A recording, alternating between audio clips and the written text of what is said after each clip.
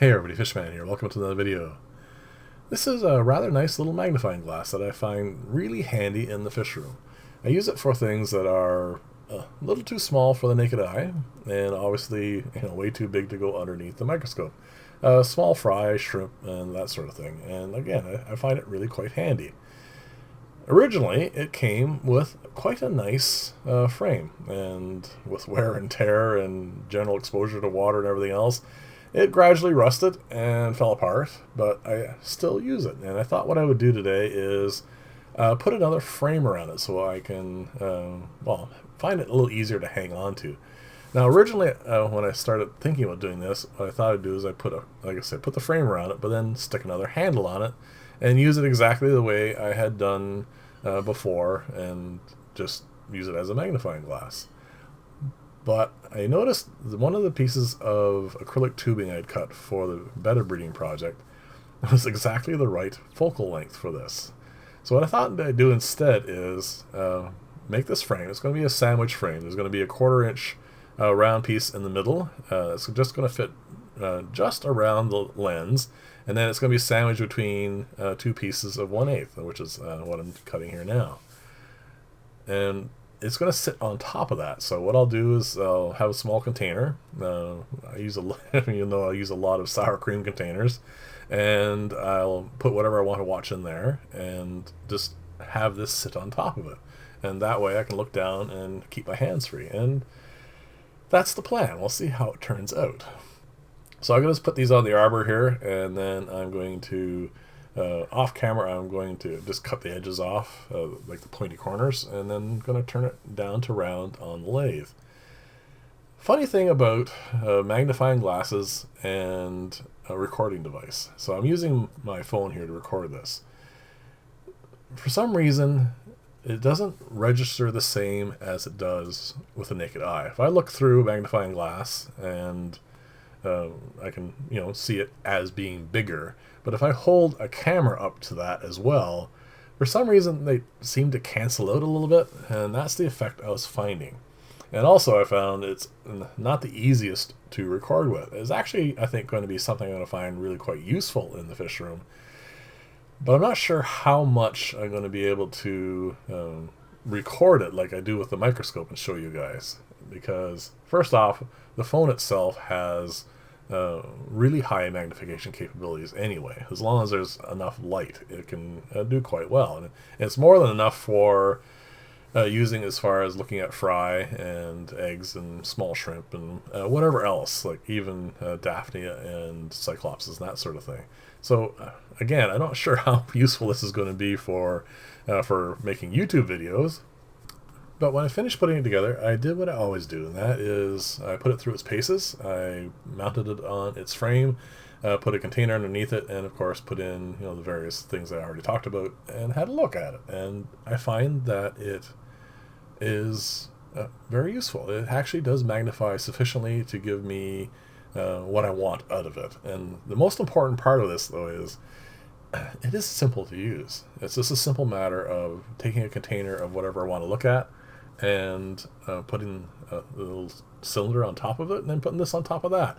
It's very easy to set up. There's no actual effort to any of it, and I can very quickly have a quick look at something, and because it's holding it at the proper focal length, it is always exactly what I want to look at.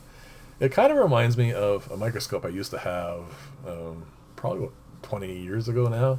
It was a dissecting microscope I had picked up during my university days, and I really liked that. It was very useful for something to use in the fish room, and the magnification wasn't really large, but what you could do is it had a great focal depth, so whenever you're looking at something that's not held under on a slide with a cover slip, it still actually kept a lot of things in focus, so it was really kind of nice and handy that way. And I wish I still had it, because like I said, that was very handy. So anyway, what I'm doing here now is I've widened the internal diameter for the two cover slips that are going to go over this up to where they need to be. And now this is the 1/4 inch. This is the one that's going to fit around the lens, and it needs to be relatively snug, but it's not critical. I just don't want it to rattle. So this is almost done now. All I need to do here is take the three pieces. First off, I'm going to take one of the 1/8 and the 1/4 inch here and weld them together. And then I'm just going to pop the lens in there, make sure everything fits properly, and move it around a little bit, make sure everything is as I want it to be. And then take the final cover and put it on top and weld that on. And that's basically it, because the tube that this is going to fit over is already the right length, so I don't have to do anything but that. And then of course the final thing, of course, is to show you guys a couple of shots. There's one thing I want to do at the end though, is the very last clip is just me focusing this on a piece of paper with some writing on it. And what I did was I put it all together and held the camera on top of it. And then I moved my eye, not looking through the camera, looking through the camera back and forth. And then I adjusted the magnification of the camera itself. I just kept increasing it until they matched.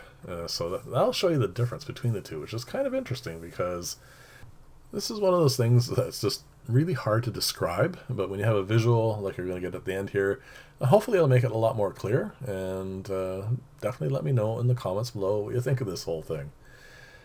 The rest of this is just finishing up the weld up. Most of this I'm going to cut out, partially because this video is already getting long enough, and secondly I did a terrible job welding this up.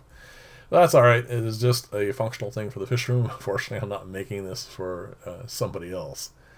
So this is it, this is the frame, and you can see it fits in nicely between the two pieces. It's held tightly, and all it does is sit on top of here, and that's it. It's very straightforward to set up.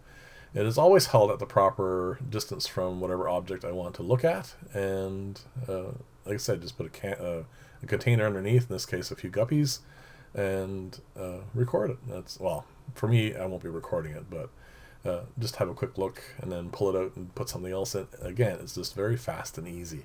So the last clip is going to be, as I said, going to be just a piece of paper, but you're going to see how the differences between what I see with my eye and what is being recorded.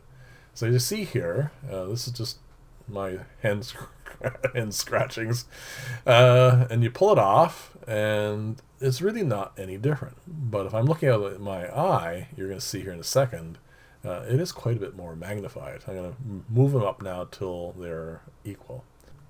It takes about 2 or 3 adjustments before I'm finally satisfied that the two images look the same, and here we are. This is the difference. That's how what I see with my eye. So thank you very much for watching, and always let me know in the comments below what you think of all this, and I'll see you in the next video, and bye for now.